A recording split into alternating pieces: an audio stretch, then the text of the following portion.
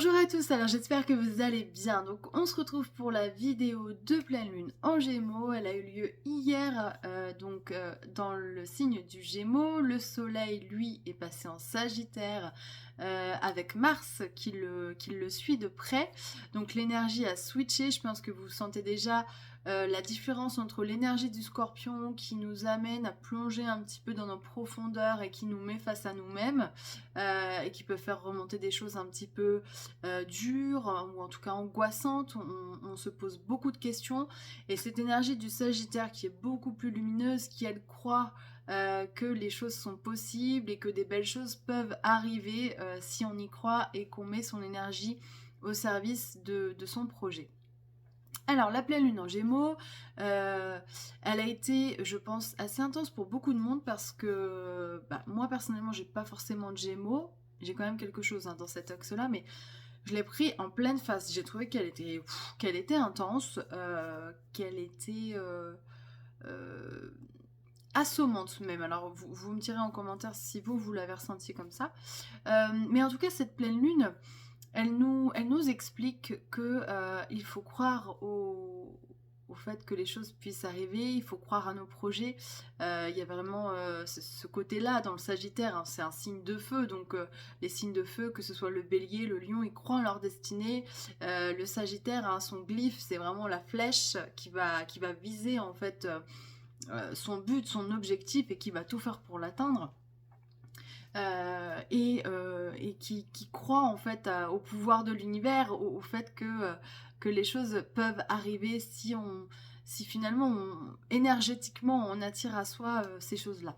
Alors après, ce qui est intéressant par contre, c'est vrai que le Gémeaux, lui, il est différent du Sagittaire. Le Sagittaire, il a tendance des fois un petit peu à rester dans sa sphère un petit peu haute, alors que le Gémeaux, lui, il est vraiment dans le concret, il est dans la vie.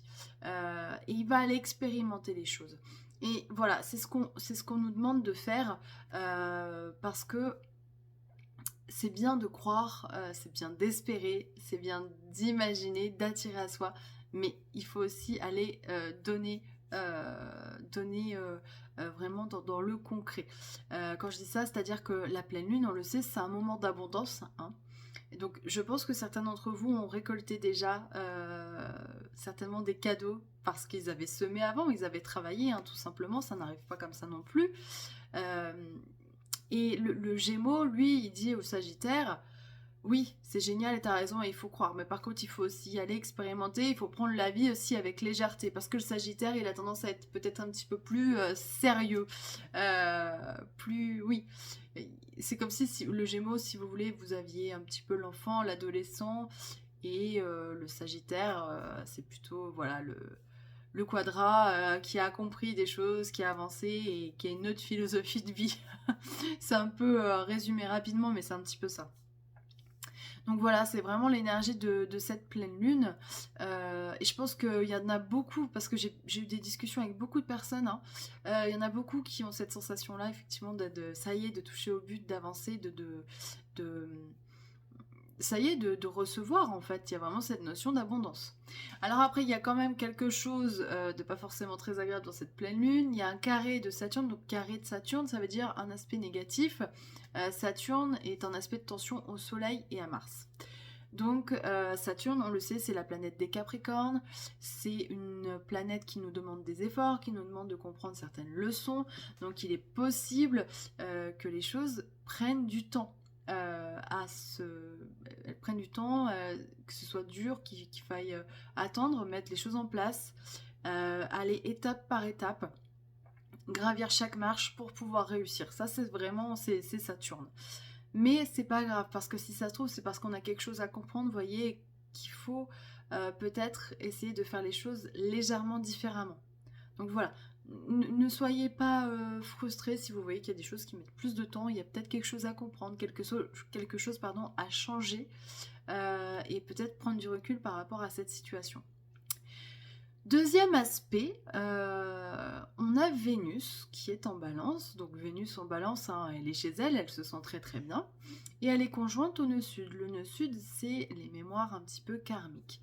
Donc peut-être que vous allez percevoir ces prochains jours, ou peut-être que vous avez déjà perçu, je sais pas, des petites tensions relationnelles ou des choses qui ont tendance à remonter, émerger, des schémas qui se répètent et qui ont besoin d'être nettoyés. Peut-être même des formes de, quelque part, un petit peu de dépendance affective. Donc, posez-vous aussi la question par rapport à tout ça, que ce soit relation amoureuse ou relation amicale, il n'y a pas de limite, mais à voir s'il n'y a pas des choses qui vous dérangent au niveau relationnel, des choses peut-être qui se répètent et qui ont besoin peut-être d'être mises à plat ou tout simplement, voilà, le mot est un petit peu fort, pas éradiquer, mais voyez, de se dire ok bah c'est bon en fait je passe à autre chose parce que cette relation bah ça y est, j'ai compris, elle m'apporte rien, et voilà, on ferme une porte. Voilà pour la pleine lune.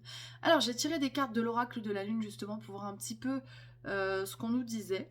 Et en fait, c'est complètement raccord avec ce que je viens de vous dire. Alors j'ai eu la lune des fleurs.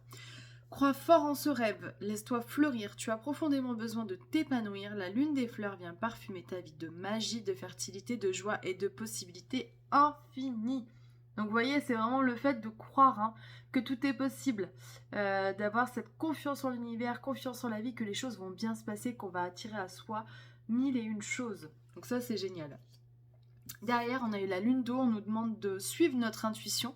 Et ça, c'est vraiment le Sagittaire. C'est les signes de feu, c'est le flair. Ils ont un petit quelque chose qui font que, ouais, ils ont cet instinct. Ils ont cet instinct et ils savent le suivre. Donc on nous dit, la part d'eau qui est en toi s'écoule pour nourrir ton besoin de silence mental. Ferme les yeux et ressens la source. La réponse est là, suis ton intuition. Donc faites-vous confiance. S'il y en a parmi vous qui doutent, il faut savoir une chose, c'est qu'on a toujours les réponses en nous. C'est juste qu'on n'a pas forcément les capacités d'aller les écouter à l'instant T. Donc faites-vous confiance. On a eu la carte de la chance.